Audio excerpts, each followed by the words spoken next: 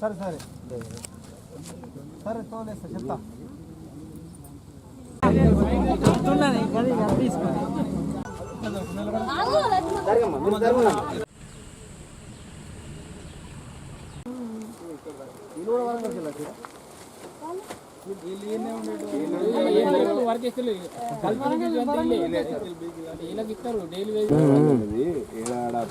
కేటాయించాలంటే ఆడ పైసలు అని వస్తుంది ఆ సమయం ఆడచ్చు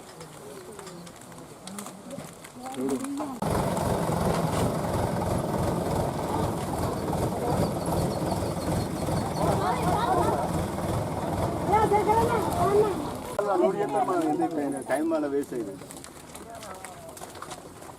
అన్న పట్టుకోవాలి బండి ఇస్తాడు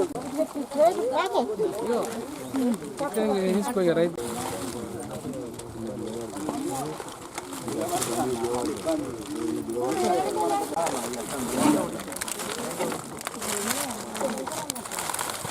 రైతులకు ఎంత చేసినా తక్కువ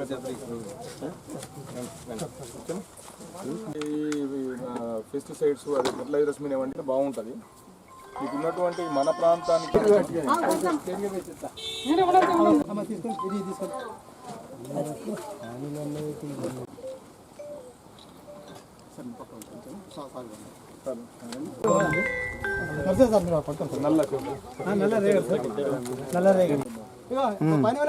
లేబర్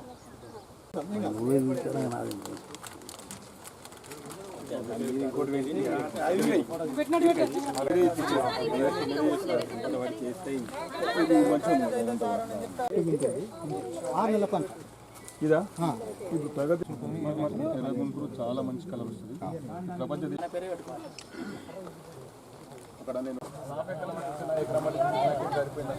నా పేరు బి మహేందర్, శాస్త్రవేత్త, పశు పరిశోధన స్థానం కమ్మరపల్లి.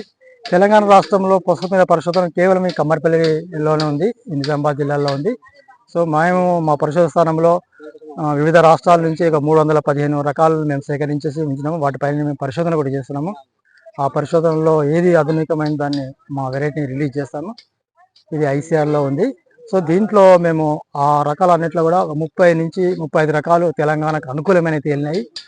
వాటి పసుపు రైతుల ఒక విత్తనాలను అభివృద్ధి చేసి రైస్ వాళ్ళకి ఇవ్వడం జరుగుతుంది. అంటే విత్తనాలు అంటే దుంపల రూపంలో కూడా మేము ప్రతి సంవత్సరం మార్చి ఏప్రిల్ నెలలో రైస్ వాళ్ళకి ఇస్తాము. ప్రతి సంవత్సరం లాగానే గత సంవత్సరం ఈ సంవత్సరం కూడా ఒక 500 క్వింటాల వరకు అంటే 100 క్వింటాల వరకు రైస్ వాళ్ళకి ఇవ్వడం జరిగింది. ఇకపోతే ఇప్పుడు ఒక 1,20,000 మొక్కలు అభివృద్ధి చేసి అంటే ట్రేలలో కొబ్బరి పీచులో డెవలప్ చేసి రైస్ వాళ్ళకి ఇవ్వడం జరుగుతుంది. దాంట్లో ఎర్రగుంటూరు అనే వెరైటీ ఒకటి, దాన్ని దుగ్గిరాలెడ్డి అని కూడా అంటారు.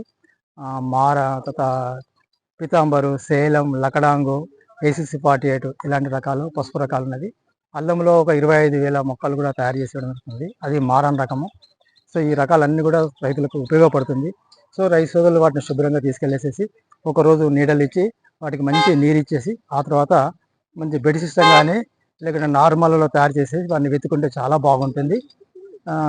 ఒక విత్తుకుంటే రైతు సోదరులు అంటే ఎండ లేకుండా వాతావరణం చల్లగా ఉన్నప్పుడు నీరు ఇచ్చేసి నాటుకుంటే చాలా మంచి దిగుబడి వస్తుంది. ఫ్యూచర్లో కూడా బాగా దిగుబడి వస్తుంది. సో ముందు ఇలాంటి ఇతర రాష్ట్రాల నుంచి వస్తుంది కాబట్టి ఈ విత్తనోత్పత్తి ఈ నారు కూడా మిగతా ప్రాంతంలో అంటే వరంగల్, జనగాంలో కొన్ని పరిశోధన ప్రాంతంలో ఈ నారును పెంచి అక్కడ ప్రాంతం రైతులకు ఇవ్వడానికి అనుకూలం ఉంటుందని మేము ప్రణాళికలు సిద్ధం చేసి ఇవ్వడం జరిగింది.